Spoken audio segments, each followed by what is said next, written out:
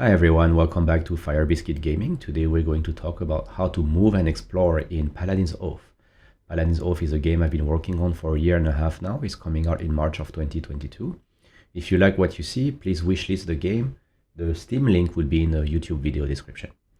So how to get started in movement and exploration? First click on tutorial here and select the one that you want. The first one is movement and exploration, learning how to use your cards and mana to move around the map and explore. So select the tutorial and then let's get started.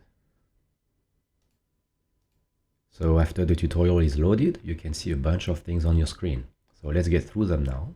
First, in the top left corner, we have the experience bar, which tells you your level and how much XP you need to get to the next level.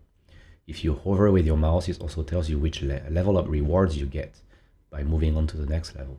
Here you would get a card and one blessing. You can see in another tutorial what that means and how to use them. You also have your armor here, which determines how much damage you can take before you take wounds, or how much damage you can absorb before you take wounds during battle. It will be covered in another tutorial as well. Of course, your character profile, and then your reputation here is neutral right now, and then by hovering you can see the ladder of the reputation. We are right in the middle now, and this will determine how friendly the locals are when you're trying to interact with them and buy stuff and things like this and improve your cards and whatnot. So now, what else do you see? You see the map here. By the way, you can use your mouse to zoom in and out using the mouse wheels, or you can right click and drag to move the map around. Okay, don't forget this is very useful. Okay, we also have cards below. I have 6 cards in my hand now, and then you can open and close the cards panel. In the main game, not the tutorial version, you'll have 3 or 4 other buttons here that allows you to show different types of abilities you have. So these are the cards abilities, and then there are others like followers, blessings, and then there's a market as well. But for the purpose of the tutorial, I just focus on the cards.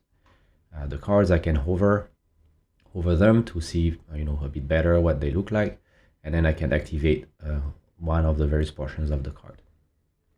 Okay, so how does that work? In the cards, there's always a top action, a bottom action, and then a bunch of center actions here. The top action is what we call the basic action.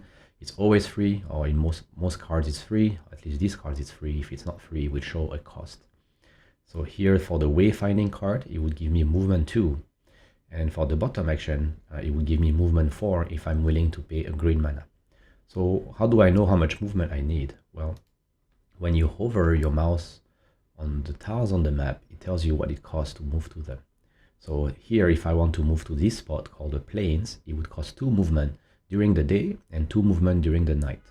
So the movement cost is 2 during the day. You can tell because it's orange and the sky is blue behind. During the night, the sky will be dark. So it costs 2 movement regardless of the day or time, the daytime.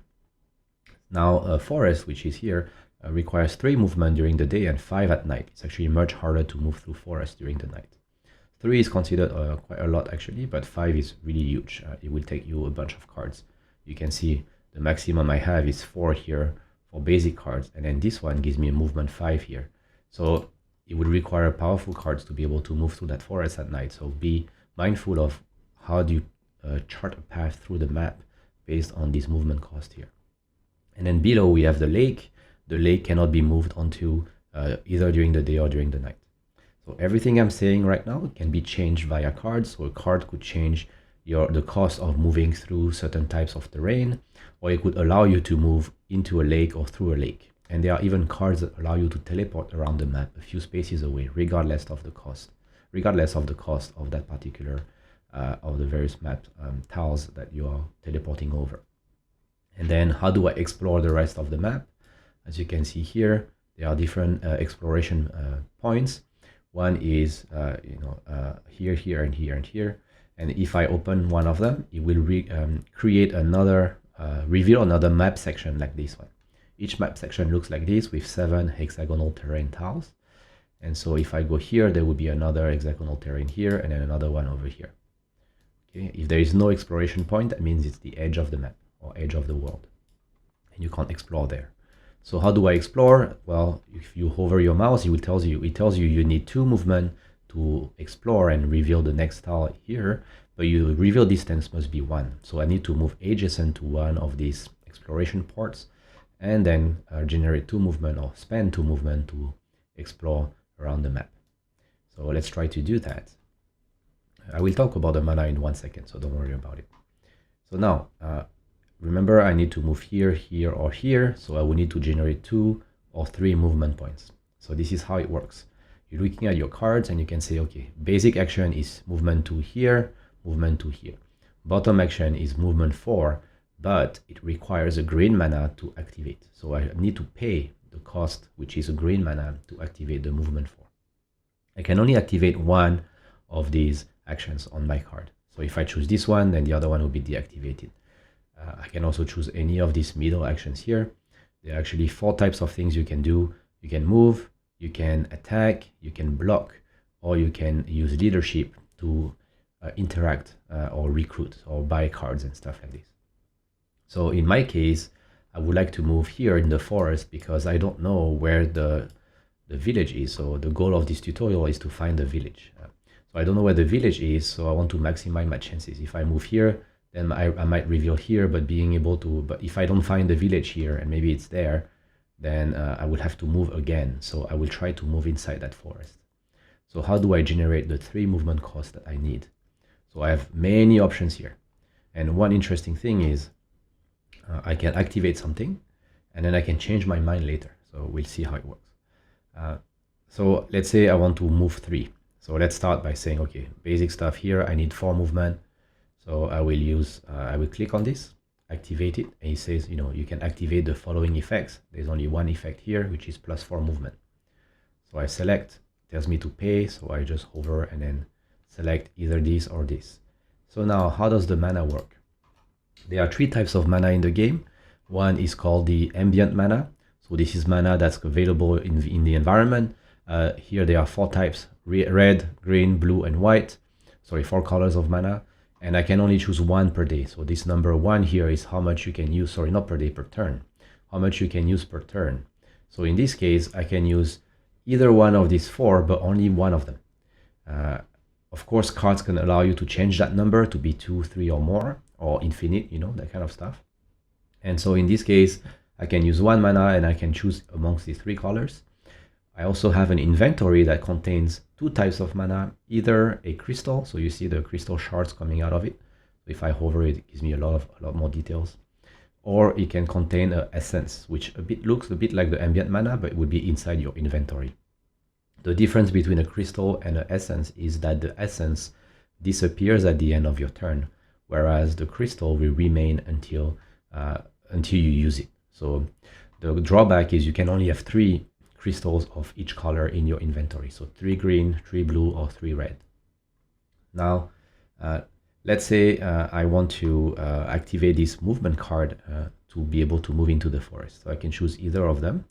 But you see I have options white, green, blue, or red, which I could use any of the ambient mana to activate. But because that gives me options, I want to use the green one here. I have 2 green ones, right? 2 mana available. So let's activate this one. I choose this, I pay the cost, and now I say, should I choose the one from the ambient mana or should I use the one from my inventory? I want to keep my options for later, so I will choose the inventory crystal. Select. Now you see it's grayed out, that means I paid the cost and I can activate it. And you can see it's lighting up my options now. So I have 3 options to move to, here, here, here.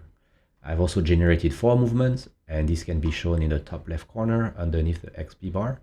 It says movement points available, and I see a number 4 here. Yeah, there's nothing to click on, but it just shows you. If you want to see the effects that you generated, you can click on the icon next to it, and it says, okay, you've generated +4 movement here.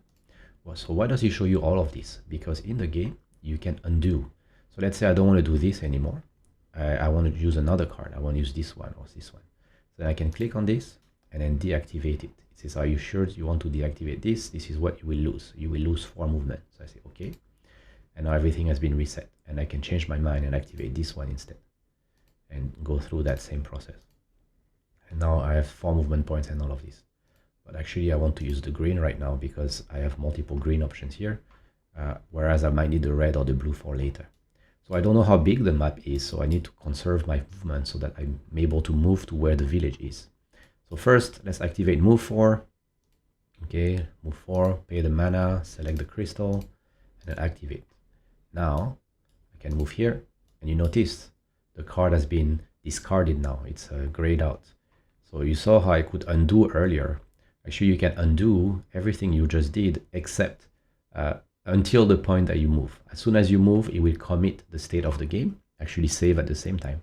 And now you can't undo that anymore. But I use 3 movement points. I still have 1 leftover point right here.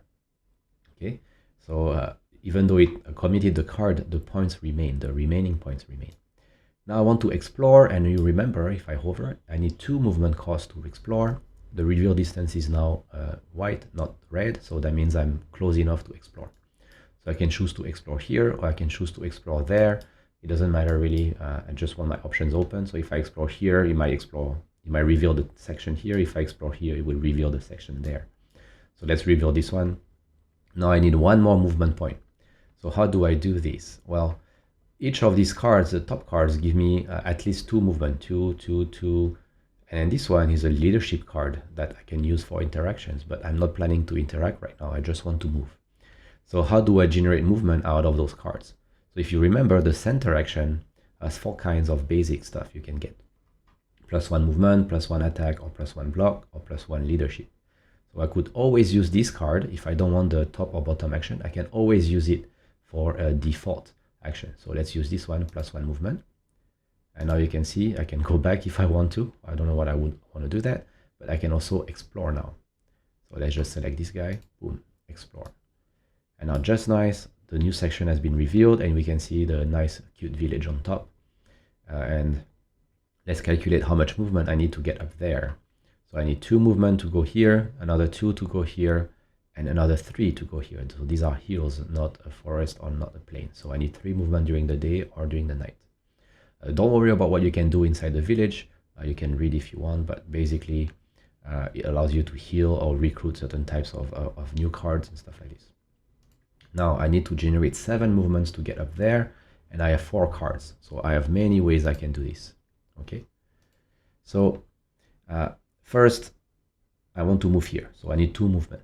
So I can see what are the combos I can use. Like how few cards do I need to get up there so that I have points remaining or cards remaining for my next turn. So this would be a big movement turn where I move across the map.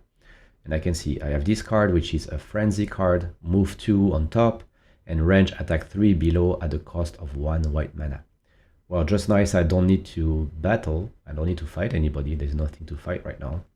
So I just need to move. So I could use this and activate it. Get my 2 movement and then move here. Boom. Now the card has been discarded and I have 3 cards left.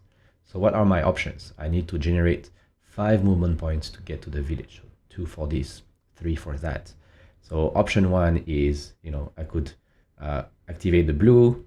That's a 4, and then you choose another card, and then either overflow by having 6 movement by this one, or I can use any of this card for this. That's an option 1.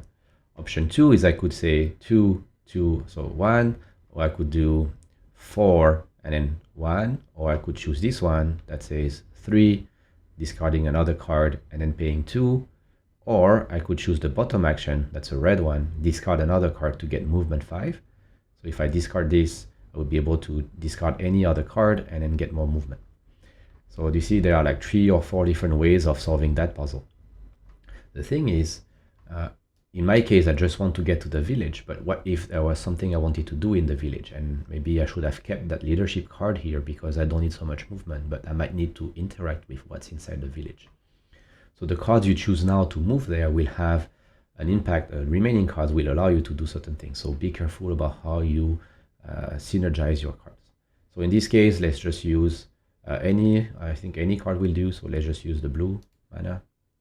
So I activate this, use the blue from the Ambient Mana, activate, and now I have 4. You can see up there 4. So if I move to here, I need 1 more. So 1 more, I could use this one or this one. I want to save some movement for later in case I needed to move more. So I will just use this as the default action and get my 4 movement to be able to move here, 3 movement to move here. It asks me, do you want to move there or do you want to look at what's inside? I just want to move there and complete the scenario. Now the scenario has been completed. Because there's nothing happening in the tutorial, you can see all the basic stuff is all 0 everywhere. I didn't level up, I didn't get XP, I didn't acquire new cards, I didn't sacrifice anything, and I didn't use any day or night to do what I wanted to do. So that's it for the first tutorial. You can go back to the main menu and check out the other tutorials. I will make a video for each of those, so look out for this on YouTube. If you like what I just described, don't forget to wishlist the game on Steam. The link will be in the YouTube video description. All right, thank you, and I see you in the next video.